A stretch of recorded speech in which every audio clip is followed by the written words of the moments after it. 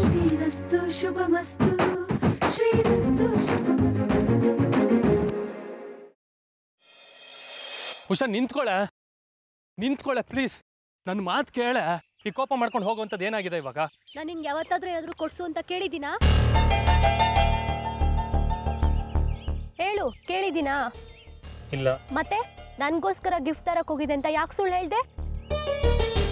ಅದು ಜಾನಿ ಮೇಡಮ್ ಕೊಟ್ಟು ಕಳಿಸಿರೋ ಸೀರೆನ ನೀನೇ ಸೆಲೆಕ್ಟ್ ಮಾಡಿ ತಗೋಬಂದೆ ಅಂತ ಯಾಕೆ ಸುಳ್ಳು ಹೇಳ್ದೆ? ಸುಳ್ಳು ಹೇಳಿ ನಿನ್ನನ್ನು ಮೆಚ್ಚಿಸ್ಬೇಕು ಅನ್ನೋ ಇಂಟೆನ್ಷನ್ ನಂದು ಆಗಿರಲಿಲ್ಲ ಉಷಾ. ನಾನು ಬರೋದು ಸ್ವಲ್ಪ ಲೇಟ್ ಆಯಿತು ಅಂತ ನೀನು ಬೇಜಾರು ಮಾಡ್ಕೊಂಡಿದ್ಯಲ್ಲ, ಅದಕ್ಕೆ ಹಾಗೆ ಹೇಳಿದೆ ಅಷ್ಟೇ. ಅದಕ್ಕೆ ಸುಳ್ಳು ಹೇಳ್ಬಿಡೋದಾ? ಯಾವುದೋ ಚಿಕ್ಕ ವಿಷಯ ತಾನೇ, ಬಿಡು. ಚಿಕ್ಕ ವಿಷಯ ಅಲ್ಲ ರವಿ. ನಾಳೆ ದಿನ ನಮ್ಮ ಮದುವೆ ಆದಮೇಲೆ ನಿನ್ನ ತಪ್ಪನ್ನ ಮುಚ್ಚಿಡೋದಕ್ಕಾಗಲಿ ಅಥವಾ ನನಗೆ ಬೇಜಾರಾಗುತ್ತೆ ಅನ್ನೋ ರೀಸನ್ಗೋಸ್ಕರ ಹೀಗೆ ಸುಳ್ಳು ಹೇಳಿ ನನ್ನ ನಂಬಿಸ್ತಾನೆ ಇರ್ತೀಯಾ? ಇಲ್ಲಮ್ಮ, ನಾನು ಇವತ್ತು ಲೇಟಾಗಿ ಬಂದೆ ಅಂತ ನೀನು ಬೇಜಾರು ಮಾಡ್ಕೊಂಡಿದ್ಯಲ್ಲ, ಹಾಗಾಗಿ ಈ ರೀತಿ ಸುಳ್ಳು ಹೇಳಿದೆ ಅಷ್ಟೇ. ಹಾಗಂತ ಜೀವನ ಪೂರ್ತಿ ನಾನು ಇದೇ ರೀತಿ ಸುಳ್ಳು ಹೇಳ್ತಿರ್ತೀನಿ ಅಂತ ಯಾಕೆ ಅನ್ಕೋತೀಯಾ? ಆ್ಯಕ್ಚುಲಿ ನಡೆದಿದ್ದೇನು ಗೊತ್ತಾ, ನಾನು ನಿನ್ನನ್ನು ಮೀಟ್ ಮಾಡಬೇಕು ಅಂತ ಹೊರಟಿದ್ದೆ. ಅಷ್ಟರಲ್ಲಿ ಅಕ್ಕ ಮನೆ ಹತ್ರ ಬಂದಳು. ಅವಳ ಹತ್ರ ಸ್ವಲ್ಪ ಹೊತ್ತು ಮಾತಾಡಿ ಈ ಸೀರೆ ನೀಸ್ಕೊಂಬರೋ ಅಷ್ಟರಲ್ಲಿ ಲೇಟ್ ಆಯಿತು. ನಾನು ನಿನಗೆ ಹೊರಟಿದ ತಕ್ಷಣ ಕಾಲ್ ಮಾಡಿದೆ ಉಷಾ, ನಿನ್ನ ನಂಬರ್ ನಾಟ್ ರೀಚಬಲ್ ಬಂತು. ನೀನು ಕಾಲ್ ಮಾಡಿದಾಗ ನಾನು ಬೈಕ್ ಓಡಿಸ್ತಿದ್ದೆ, ಅದಕ್ಕೆ ಕಾಲ್ ಪಿಕ್ ಮಾಡೋಕ್ಕಾಗಲಿಲ್ಲ. ಇದನ್ನೆಲ್ಲ ಬಂದು ನಿನ್ನ ಹತ್ರ ಹೇಳೋಣ ಅನ್ನೋ ಅಷ್ಟರಲ್ಲಿ ನೀನು ಕೇಳೋ ಪರಿಸ್ಥಿತಿಲಿ ಇರಲಿಲ್ಲ. ಆ ತಾಳ್ಮೆನೂ ನಿನಗಿರಲಿಲ್ಲ, ಅದಕ್ಕೆ ಹಾಗೆ ಹೇಳಬೇಕಾಯ್ತು. ನನಗೆ ಸುಳ್ಳು ಹೇಳೋ ಇಂಟೆನ್ಷನ್ ಇದ್ದಿದ್ರೆ ಅಕ್ಕನ ಹತ್ರ ಸೀರೆ ವಿಷಯ ನಿನಗೆ ಹೇಳಬೇಡ ಅಂತ ಹೇಳಿರ್ತಿದ್ದೆ ಅಲ್ವಾ? ನಾನಾಗ ಮಾಡಿದ್ನಾ? ಇಲ್ಲ ತಾನೆ. ಪರಿಸ್ಥಿತಿ ಅರ್ಥ ಮಾಡ್ಕೊಳ್ದೆ ಯಾರನ್ನೂ ಜಡ್ಜ್ ಮಾಡಬಾರ್ದು ಉಷಾ. ನೀನೇನು ಚಿಕ್ಕವಳಲ್ಲ, ಪ್ಲೀಸ್ ಅರ್ಥ ಮಾಡ್ಕೊ. ಸಾರಿ ರವಿ, ಏನೋ ಕೋಪದಲ್ಲಿ ರೇಗ್ಬಿಟ್ಟೆ. ನಾನೇ ಸ್ವಲ್ಪ ತಾಳ್ಮೆಯಿಂದ ಇರಬೇಕಿತ್ತು. ನೀನು ರೇಗದೆ ಅಂತ ನನಗೇನು ಬೇಜಾರಿಲ್ಲ ಉಷಾ, ಆದರೆ ಸುಮ್ಮನೆ ನನ್ನ ಮೇಲೆ ಡೌಟ್ ಪಟ್ರೆ ಹರ್ಟ್ ಆಗುತ್ತೆ ಕಣೆ. ಸಾರಿ, ಇನ್ಯಾವತ್ತೂ ಈ ಥರ ಮಾಡಲ್ಲ. ಇದು ಬರೀ ನಿನ್ನೊಬ್ಳು ತಪ್ಪಲ್ಲ ಬಿಡು, ಎಲ್ಲ ಹುಡುಗಿರ್ದು ಇದೇ ಸಮಸ್ಯೆ. ಓಹೋ, ಹುಡುಗಿರ ಬಗ್ಗೆ ತುಂಬ ತಿಳ್ಕೊಂಡಿದ್ಯಾ ಅನ್ಸುತ್ತೆ. ಮತ್ತೆ ಅನುಮಾನನಾ? ಸಾರಿ, ಸುಮ್ಮನೆ ರೇಗಿಸ್ತೆ ಅಷ್ಟೆ. ನನಗೂ ಗೊತ್ತು. ಆಮೇಲೆ ನಾಳೆ ಅಕ್ಕ ಎಂಗೇಜ್ಮೆಂಟ್ ಇಟ್ಕೊಂಡಿದ್ದಾರೆ, ದಯವಿಟ್ಟು ಮನೆಗೆ ಬರ್ಬೇಕಂತೆ. ನಾಳೆನಾ? ನಾಳೆ ನಮ್ಮ ಚಿಕ್ಕಮ್ಮ ಏನೋ ಕೆಲಸ ವಹಿಸಿದ್ದಾರೆ, ನಾನು ಅಲ್ಲಿಗೆ ಹೋಗಲೇಬೇಕು. ಹಾಗೆಲ್ಲ ಹೇಳ್ಬೇಡ. ನೀನು ಬಂದಿಲ್ಲ ಅಂದರೆ ಅಕ್ಕ ತುಂಬ ಬೇಜಾರು ಮಾಡ್ಕೋತಾಳೆ. ನೀನು ಬರಲೇಬೇಕು. ಹಾಗಾದರೆ ನಾಳೆ ನನ್ನ ಕೆಲಸ ಎಲ್ಲ ಮುಗಿಸಿ ಬೇಗ ಬರೋದಕ್ಕೆ ಟ್ರೈ ಮಾಡ್ತೀನಿ. ಟ್ರೈ ಮಾಡೋದೆಲ್ಲ ಇಲ್ಲಮ್ಮ, ನಾಳೆ ಬರಲೇಬೇಕು. ನಾನು ಬೆಳಿಗ್ಗೆ ಬೇಗ ಹೋಗಿರ್ತೀನಿ, ಅಲ್ಲಿ ಭಾವ ಬೇರೆ ಇಲ್ಲ, ನನಗೆ ಸಿಕ್ಕಾಪಟ್ಟೆ ಕೆಲಸ ಇರುತ್ತೆ. ಅಕ್ಕಂಗೋಸ್ಕರ ಎಷ್ಟೆಲ್ಲ ಮಾಡ್ತೀಯಲ್ವಾ ನೀನು? ನೀನಂತ ಒಳ್ಳೆ ಹುಡುಗನ್ನ ರಿಜೆಕ್ಟ್ ಮಾಡಿ ಅಂತ ದೊಡ್ಡ ತಪ್ಪು ಮಾಡಿಬಿಡ್ತಿದ್ದೆ.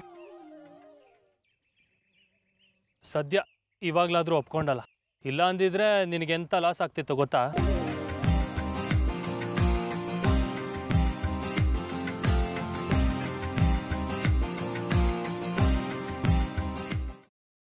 ಓ ಹೌದಾ, ಸರಿ ಸರಿ, ನಿಮ್ಮೆಲ್ಲ ಕೆಲಸ ಮುಗಿಸ್ಕೊಂಡೇ ಬನ್ನಿ, ಕಾಯ್ತಿರ್ತೀನಿ ನಾನು.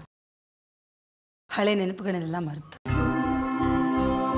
ಹಳೆ ನೆನಪು ಅಂದರೆ ಹಳೆ ಕಹಿ ನೆನಪುಗಳನ್ನೆಲ್ಲ ಮರೆತು ಅಂತ. ಆಯ್ತು, ಬನ್ನಿ.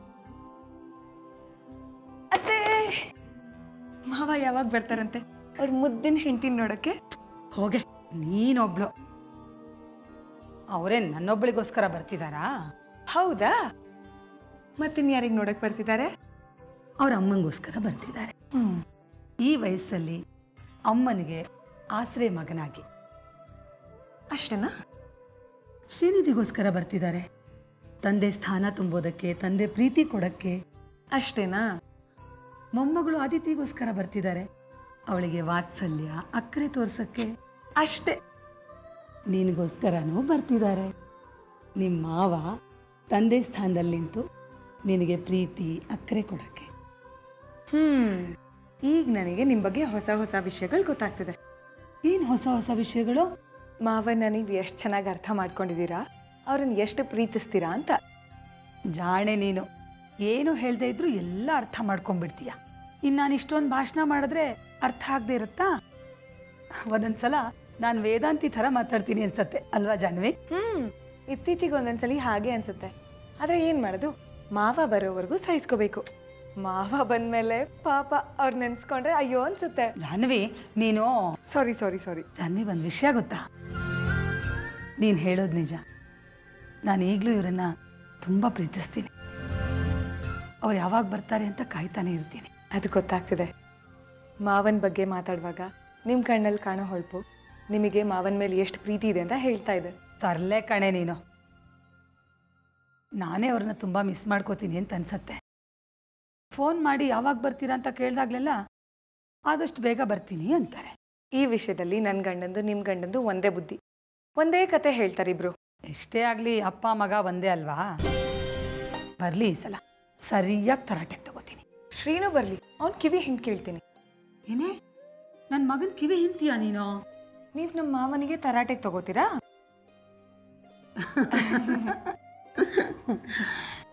ಜಾನ್ವಿ, ಅಮ್ಮ ಪುರೋಹಿತರನ್ನ ಭೇಟಿ ಮಾಡಕ್ ಹೋಗಿದ್ರಲ್ವಾ, ಏನ್ ಇಷ್ಟೊತ್ತಾದ್ರೂ ಬರ್ಲೇ ಇಲ್ಲ? ನಾ ಫೋನ್ ಮಾಡಿದ್ದೆ, ಹೋದ್ ಕೆಲಸ ಆಯ್ತಂತೆ, ಬಂದು ಹೇಳ್ತೀನಿ ಅಂತ ಹೇಳಿದ್ದಾರೆ. ಹೌದಾ? ಎಷ್ಟೊತ್ತಿಗೆ ಬರ್ತಾರೆ? ಏನು ಹೇಳಿದ್ರಾ? ಇನ್ನೇನು ಬರ್ತಾರೆ, ಏನೂ ಹೇಳಲಿಲ್ಲ.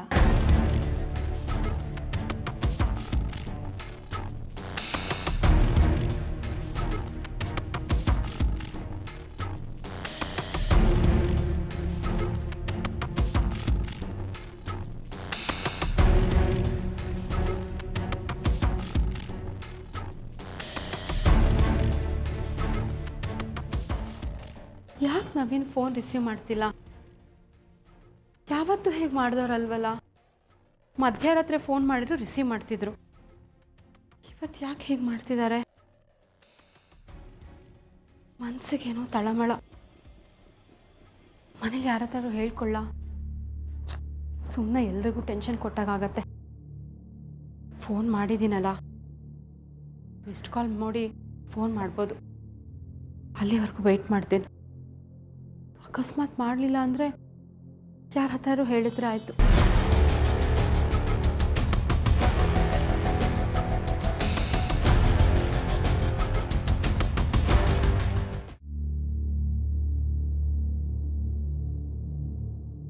ಜಾನ್ವಿ, ಏನು ಮಾಡ್ತಿದ್ಯಾ? ಅದು ನೆನ್ನೆ ಕಲಾ ಚಿಕ್ಕಮ್ಮ ತರಕಾರಿ ತೊಗೊಂಡು ಬಂದು ಬ್ಯಾಗೆಲ್ಲ ಇಟ್ಟಿದ್ರು, ಅದನ್ನೆಲ್ಲ ತೆಗೆದಿಟ್ಟಿದ್ದೆ.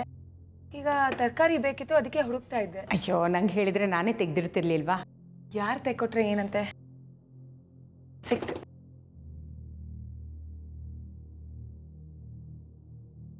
ಜಾನ್ವಿ, ಈಗ ಯಾಕೆ ಕ್ಯಾರೆಟ್ ತುರಿತಾ ಇದೆಯಾ? ಆಗಲೇ ನೀನು ಅಡುಗೆ ಮಾಡಿದೆ. ಕಲಾ ಕ್ಯಾರೆಟ್ ಹಲ್ವಾ ಮಾಡಿ ಫ್ರಿಜ್ನಲ್ಲಿ ಇಟ್ಟಿದ್ದಾಳೆ ನೋಡು. ನಾನು ಕ್ಯಾರೆಟ್ ತುರಿತಿರೋದು ಹಲ್ವಾ ಮಾಡೋಕ್ಕಲ್ಲ, ಬೆಳಗ್ಗೆ ತಿಂಡಿಗೆ. ನಾಳೆ ಬೆಳಿಗ್ಗೆ ತಿಂಡಿನಾ? ನಾಳೆ ಬೆಳಿಗ್ಗೆ ತಿಂಡಿ ಮಾಡೋ ಸರ್ದಿ ನಂದಲ್ವೇನೆ? ಆದ್ರೆ ನಾಳೆ ಬೆಳಗ್ಗೆ ತಿಂಡಿ ಮಾಡೋದು ನಾನು. ಅಜ್ಜಿ ಹತ್ರ ಪರ್ಮಿಷನ್ ತಗೊಂಡಾಗಿದೆ. ಯಾಕೆ? ನಾನು ತಿಂಡಿ ರುಚಿಯಾಗಿ ಮಾಡಲ್ವಾ? ಬೆಳಗ್ಗೆ ಆದರೆ ನಿಮ್ಮೆಲ್ಲರೂ ಎಂಗೇಜ್ಮೆಂಟು, ನಿಮಗೆ ರೆಡಿ ಆಗಕ್ಕೆ ಟೈಮ್ ಬೇಕು. ಬ್ಯೂಟಿಷಿಯನ್ ಬೇರೆ ಬರ್ತಾರೆ. ಅಂಥದ್ರಲ್ಲಿ ನೀವು ತಿಂಡಿ ಮಾಡಬೇಕಾ? ಚಾನ್ಸೇ ಇಲ್ಲ, ನಾನೇ ತಿಂಡಿ ಮಾಡೋದು. ನಾನೇನು ಚಿಕ್ಕ ಹುಡುಗಿ ಅಲ್ಲ, ಅರ್ಧ ದಿನ ಕುಟ್ಕೊಂಡು ಅಲಂಕಾರ ಮಾಡ್ಕೊಳಕ್ಕೆ. ಅದು ಅಲ್ಲದೆ ಇದು ನಾನೇನು ಮೊದಲನೇ ಮದುವೆನೂ ಅಲ್ಲ. ಅತ್ತೆ, ಇದೇ ಕೊನೆ. ಇನ್ಮೇಲೆ ಯಾವತ್ತೂ ಹೀಗೆ ಮಾತಾಡಬೇಡಿ. ನಾನು ನಂದನ್ನವರಿಗೋಸ್ಕರ ಅಲಂಕಾರ ಮಾಡ್ಕೊಳ್ಳಿ ಅಂತ ಹೇಳ್ತಿಲ್ಲ, ನಿಮಗೋಸ್ಕರ ಅಲಂಕಾರ ಮಾಡ್ಕೊಳ್ಳಿ. ನಿಮ್ಮ ಜೀವನದ ಪ್ರತಿ ಒಂದು ಕ್ಷಣನೂ ನೀವು ಎಂಜಾಯ್ ಮಾಡಬೇಕು, ಖುಷಿಯಾಗಿರಬೇಕು. ಆವಾಗಲೇ ನಾವೆಲ್ಲರೂ ಖುಷಿಯಾಗಿರೋಕ್ಕೆ ಸಾಧ್ಯ. ಸರಿ, ಈಗ ನೀವು ಇಲ್ಲೇ ನಿಂತರೆ ನನ್ನ ಕೆಲಸ ಆಗಲ್ಲ, ನೀವು ಹೊರಡಿ. ಕೆಲವೊಂದ್ಸಲಿ ಎಷ್ಟು ಚಿಕ್ಕ ಕೆಲಸ ಅಂದ್ಕೊಂಡ್ರು ಅದು ತುಂಬ ಟೈಮ್ ಹಿಡ್ಕೊಂಡ್ಬಿಡುತ್ತೆ. ಅದಕ್ಕೆ ಈಗಲೇ ಕ್ಯಾರೆಟ್ ತುರಿದು ಫ್ರಿಜ್ಜಲ್ಲಿ ಇಡ್ತೀನಿ. ನಾಳೆ ಬೆಳಗ್ಗೆ ಕ್ಯಾರೆಟ್ ಉಪ್ಪಿಟ್ಟು ಮಾಡಬೇಕು. ಆಮೇಲೆ ಅಡುಗೆಗೆ ಮಾಲತಿ ಅತ್ತೆಗೆ ಹೆಲ್ಪ್ ಮಾಡಬೇಕು. ಅತ್ತೆ ಅಡುಗೆಯವ್ರಿಗೆ ಹೇಳ್ತೀನಿ ಅಂತ ಹೇಳಿದ್ರಲ್ಲ? ಹೇಳಿದ್ರು, ಆದರೆ ಮಾಲತಿ ಅತ್ತೆ ನಾನೇ ಅಡುಗೆ ಮಾಡ್ತೀನಿ ಅಂತ ಹೇಳಿದ್ರು.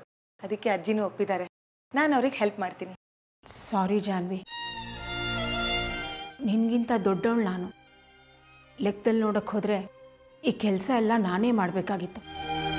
ಮಗುಗೆ ಊಟ ಮಾಡಿಸ್ತಾ ಮಲಗಿಸ್ತಾ ಹೊತ್ತು ಹೋಗಿದ್ದೆ ಗೊತ್ತಾಗಲಿಲ್ಲ. ಅದು ಅಲ್ಲದೆ ನಾಳೆ ಅಡುಗೆಯವ್ರು ಬರ್ತಾರೆ ಅಂದ್ಕೊಂಡಿದ್ದೆ. ನೀವು ಯಾಕೆ ಇಷ್ಟೊಂದು ಫೀಲ್ ಮಾಡ್ಕೋತಿದ್ದೀರಾ? ಇವತ್ತು ನಾಳೆ ನಿಮ್ಮ ಸಹಾಯದ ಅಗತ್ಯ ನಮಗಿಲ್ಲ. ನೀನು ಹೇಳಿಬಿಟ್ರೆ ಮುಗಿತಾ? ನನಗೆ ಸಮಾಧಾನ ಆಗೋದು ಬೇಡವಾ? ಒಂದು ಕೆಲಸ ಮಾಡು, ನೀನು ಕ್ಯಾರೆಟ್ ತುರಿತಾ ಇರಿ. ಬೇರೆ ಏನಾದರೂ ಕೆಲಸ ಇದ್ದರೆ ನಂಗೆ ಹೇಳೋಣ, ಮಾಡ್ತೀನಿ. ಬೇಡ. ಏನು ಬೇಡ? ನೀವು ಮತ್ತೆ ಅಡುಗೆ ಮನೆಗೆ ಬರಬಾರ್ದು. ಯಾಕೆ? ನಾಳೆ ನಿಮ್ಮ ದಿನ, ನೀವು ಯಾವ ಕೆಲಸನೂ ಮಾಡಿಕೊಡ್ದು. ಹೇಗೂ ಮದುವೆ ಆದಮೇಲೆ ಇಲ್ಲೇ ಇರೋಕ್ಕೆ ನಂದನವ್ರು ಒಪ್ಪಿದ್ದಾರೆ. ಆಮೇಲೆ ನೀವೇ ಎಲ್ಲ ಕೆಲಸನೂ ಮಾಡಿ, ಆಯ್ತಾ? ಈಗ ಹೋಗಿ. ಮದುವೆ ಆಗೋವರೆಗೂ ನೀವು ನಿಮ್ಮ ಅಲಂಕಾರ, ನಿಮ್ಮ ಆರೋಗ್ಯ ನೋಡ್ಕೊಳ್ಳಿ, ಸಾಕು. ನನಗೆಲ್ಲ ಹೊಸ ಜೀವನ ಕೊಡ್ತಿರೋ ನಿಮಗೆ ಹೇಗೆ ಥ್ಯಾಂಕ್ಸ್ ಹೇಳಬೇಕು ಅಂತಾನೆ ಗೊತ್ತಾಗ್ತಿಲ್ಲ ಜಾನ್ವಿ. ಅಡುಗೆ ಆದಮೇಲೆ ಊಟ ಮಾಡಿ. ಇವತ್ತಿಗೆ ನೀವು ಅಷ್ಟು ಕೆಲಸ ಮಾಡಿದ್ರೆ ನೀವು ಥ್ಯಾಂಕ್ಸ್ ಹೇಳ್ದಾಗೆ ಲೆಕ್ಕ. ಹೌದು, ಅತ್ತೆ ಯಾಕಿನ್ನೂ ಬಂದಿಲ್ಲ? ಪುರೋಹಿತರ ಹತ್ರ ಹೋಗಿ ಬೇಗ ಬಂದ್ಬಿಡ್ತೀನಿ ಅಂತ ಹೇಳಿದ್ರು ಅಲ್ವಾ? ನಿಮಗೆ ಯಾಕೆ ಇಲ್ಲದೆ ಇರೋ ಟೆನ್ಷನ್ನು? ಅಜ್ಜಿ ಬರೋ ಟೈಮಿಗೆ ಬರ್ತಾರೆ, ನೀವು ಊಟ ಮಾಡಿ ರೆಸ್ಟ್ ಮಾಡಿ. ಕೆಲಸ ಮಾಡೋಕ್ಕಂತೂ ಪರ್ಮಿಷನ್ ಕೊಡ್ತಿಲ್ಲ. ಅಟ್ಲೀಸ್ಟ್ ನಿಮ್ಗಳ ಜೊತೆ ಕೂತ್ಕೊಂಡು ಊಟ ಮಾಡೋ ಪರ್ಮಿಷನ್ ಆದರೂ ಸಿಗುತ್ತಾ ಪುಟ್ಟಿ? ತಥಾಸ್ತು.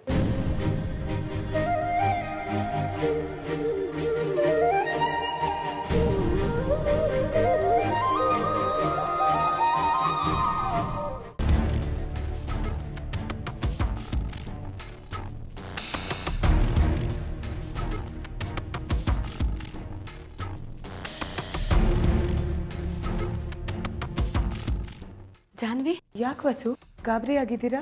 ನವೀನ್ ಅವ್ರನ್ನ ಯಾವ್ದಾದ್ರು ಕೆಲಸದ ಮೇಲೆ ಹೊರಗೆ ಕಳಿಸಿದ್ದೀರಾ? ಏನು ವಸು, ಎಂಗೇಜ್ಮೆಂಟ್ ಇಟ್ಕೊಂಡು ಆಚೆ ಎಲ್ಲಾದರೂ ಕಳ್ಸೋಕ್ಕಾಗತ್ತಾ? ಹೌದಾ? ಆವಾಗಿಂದ ಅವ್ರ ಫೋನಿಗೆ ಟ್ರೈ ಮಾಡ್ತಿದ್ದೀನಿ, ರಿಸೀವ್ ಮಾಡ್ತಿಲ್ಲ. ನಮ್ಮ ಮದುವೆ ಗೊತ್ತಾದಾಗಿಂದ ಇವತ್ತವರೆಗೂ ಯಾವತ್ತೂ ಹೀಗೆ ಮಾಡಿಲ್ಲ. ಬ್ಯುಸಿ ಇದ್ದರೆ ನಾನು ಬ್ಯುಸಿ ಇದ್ದೀನಿ ಆಮೇಲೆ ಫೋನ್ ಮಾಡ್ತೀನಿ ಅಂತ ಮೆಸೇಜ್ ಆದರೂ ಮಾಡ್ತಿದ್ರು. ಇವತ್ತು ಅದೂ ಮಾಡಿಲ್ಲ. ಬರೀ ನವೀನ್ ಅವ್ರ ಫೋನ್ ಮಾತ್ರ ಅಲ್ಲ, ಸುನೀಲ್ ಅವ್ರ ಫೋನು ಸ್ವಿಚ್ ಆಫ್ ಬರ್ತಿದೆಯಂತೆ. ಬೇಬಿ ಬೇಜಾರು ಮಾಡ್ಕೊಂಡು ರೂಮಲ್ಲಿ ಕೂತ್ಕೊಂಡಿದ್ದಾಳೆ. ಹೌದಾ? ಒಂದು ನಿಮಿಷ, ನಾನು ಸುನೀಲ್ ಟ್ರೈ ಮಾಡ್ತೀನಿ. The number you're calling is switched off right now. ಹೌದಲ್ಲ, ಇವನ್ ಫೋನು ಸ್ವಿಚ್ ಆಫ್ ಆಗಿದೆ. ನಾನು ರವಿಗೆ ಫೋನ್ ಟ್ರೈ ಮಾಡ್ತೀನಿ.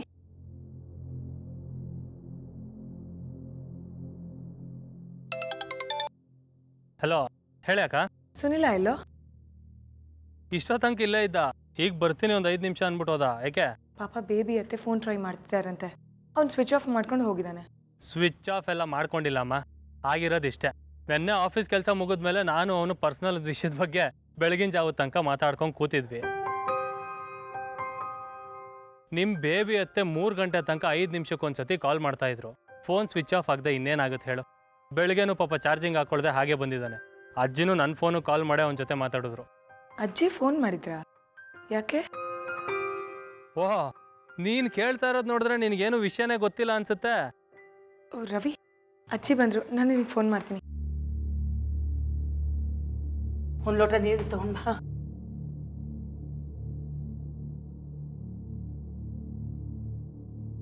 ಅಜ್ಜಿ, ಅಜ್ಜಿ ಸುನಿಲಂಗೆ ಫೋನ್ ಮಾಡಿದ್ರಾ? ಹಾಂ. ಸುನಿಲ ಬೇಬಿ ಅತ್ತೆಗೆ ಮದುವೆ ಆಗ್ತಿದ್ದಾನೆ. ನೀವು ಅವ್ರಿಗೆ ಫೋನ್ ಮಾಡೋದ್ರಲ್ಲಿ ಏನೂ ಆಶ್ಚರ್ಯ ಇಲ್ಲ. ಆದರೆ ನಿಮ್ಮ ಬಗ್ಗೆ ಗೊತ್ತಿರೋದ್ರಿಂದ ಕೇಳ್ತಿದ್ದೀನಿ. ನೀವು ಸುಮ್ಮನೆ ಫೋನ್ ಮಾಡಲ್ಲ ಹಾಗೆಲ್ಲ. ಏನು ವಿಷಯ? ಮುಖ್ಯವಾದ ವಿಷಯ ಮಾತಾಡಬೇಕಿತ್ತು. ಎಂಗೇಜ್ಮೆಂಟ್ ಕ್ಯಾನ್ಸಲ್ ಆಗಿರೋ ವಿಷಯ ಫೋನ್ ಮಾಡಿ ಹೇಳಿದೆ.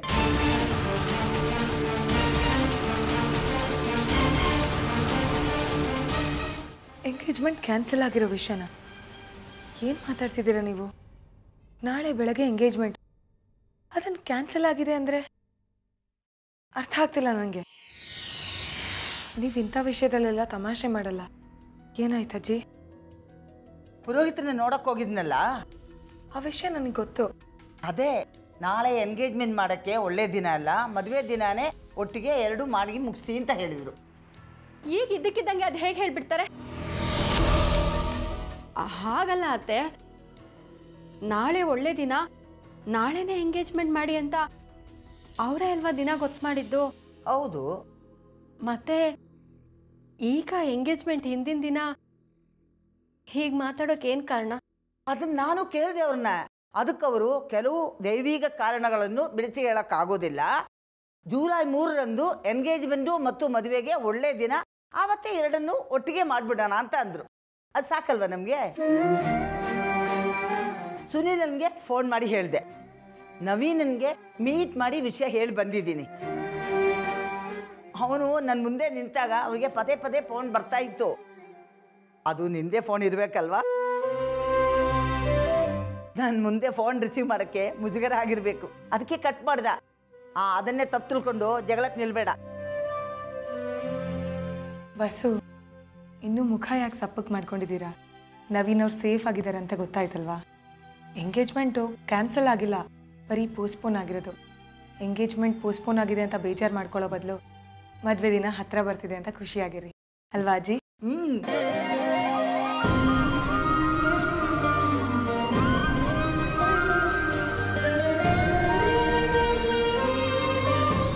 ಹೌದು ಶ್ರೀ, ಇವತ್ತು ಎಂಗೇಜ್ಮೆಂಟ್ ನಡೀಲಿಲ್ಲ. ಪುರೋಹಿತರು ಅಜ್ಜಿಗೆ ಫೋನ್ ಮಾಡಿದರು. ಇವತ್ತು ಎಂಗೇಜ್ಮೆಂಟ್ ನಡೆದ್ರೆ ಬೇಬಿ ಅತ್ತೆ ಜಾತಕದ ಪ್ರಕಾರ ಅವ್ರಿಗೆ ಮುಂದೇನಾದರೂ ತೊಂದರೆ ಆಗ್ಬೋದು. ಹೇಗೂ ಮುಂದಿನ ತಿಂಗಳು ಮದುವೆ ಮುಹೂರ್ತ ಇದೆಯಲ್ಲ, ಆಗಲೇ ಮದುವೆನೇ ಮಾಡಿಬಿಡಿ ಅಂತ ಹೇಳಿದ್ರು. ನಿನ್ನನ್ನು ತುಂಬ ಮಿಸ್ ಮಾಡ್ಕೋತಿದ್ದೀನಿ ಶ್ರೀ, ಆದಷ್ಟು ಬೇಗ ಬಂದುಬಿಡು. ಸರಿ, ಬಾಯ್.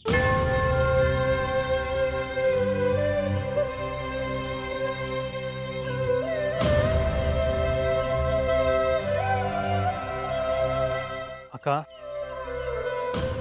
ನನಗೆ ಗೊತ್ತು ಕಣೆ ನಿನ್ನ ಭಾವನ ಎಷ್ಟು ಇಷ್ಟಪಡ್ತೀಯ ಅಂತ. ಮದುವೆ ಆದಾಗ್ಲಿಂದ ಇವತ್ತುವರೆಗೂ ಇಷ್ಟು ದಿನ ನಿನ್ನ ಭಾವನ ಬಿಟ್ಟಿದ್ದೋಳೆ ಅಲ್ಲ. ಆದರೆ ಇವತ್ತಿದೆಯಾ ಅಂದರೆ ಒಳಗೇನೆ ಎಷ್ಟು ನೋವು ಅನುಭವಿಸ್ತಿದ್ಯಾ ಅಂತ ನನಗೆ ಅರ್ಥ ಆಗುತ್ತೆ ಕಣೆ. ನೀನೊಂದು ಕೆಲಸ ಮಾಡು, ಸ್ವಲ್ಪ ದಿನ ನಮ್ಮನೇಲಿ ಬಂದಿದ್ಬಿಡು. ಜಾಗ ಚೇಂಜ್ ಆದರೆ ಭಾವನ ನೆನಪು ಸ್ವಲ್ಪ ಕಮ್ಮಿ ಆಗ್ಬೋದು. ಇಲ್ಲ ರವಿ, ಈ ಮನೆನೇ ನನಗೆಲ್ಲ. ಮದುವೆ ಬೇರೆ ಹತ್ತಿರ ಬರ್ತಾ ಇದೆ. ಮನೇಲಿ ತುಂಬ ಕೆಲಸ ಇರುತ್ತೆ. ಅದನ್ನೆಲ್ಲ ಅತ್ತೆಂದ್ರಿಗೆ ನಿಭಾಯಿಸೋಕೆ ಕಷ್ಟ ಆಗುತ್ತೆ. ಇಂಥ ಟೈಮಲ್ಲಿ ನಾನೊಬ್ಬಳೇ ಮನೆಗೆ ಬರೋಕ್ಕಾಗಲ್ಲ. ಅದು ಶ್ರೀ ಹೋಗಿ ತುಂಬ ದಿನ ಆಯ್ತಲ್ಲ, ಅದಕ್ಕೆ ಮಿಸ್ ಮಾಡ್ಕೋತಿದ್ದೀನಿ ಅಷ್ಟೇ. ಅಲ್ಲಿ ಭಾವನೂ ನಿನ್ನ ತುಂಬ ಮಿಸ್ ಮಾಡ್ಕೋತಿರ್ತಾರೆ ಕಣೆ.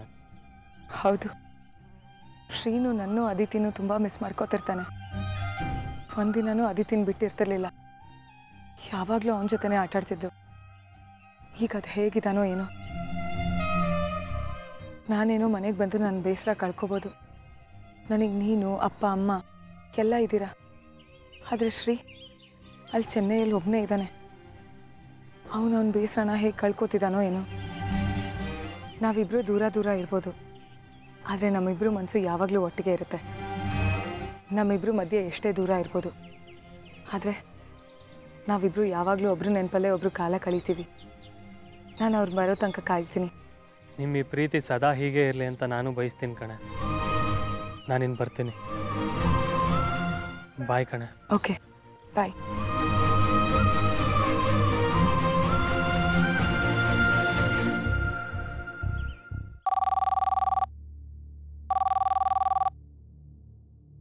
Hello Annapurnamma madam.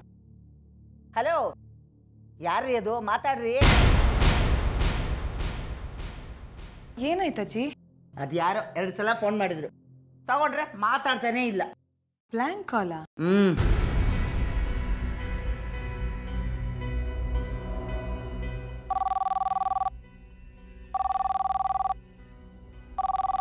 ಒಂದು ನಿಮಿಷ, ಬಸದಂಗೆ ಕರೀರಿ.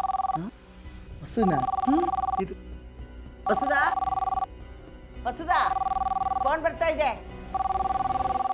ಸರಿ ಅತ್ತೆ. ಹಲೋ,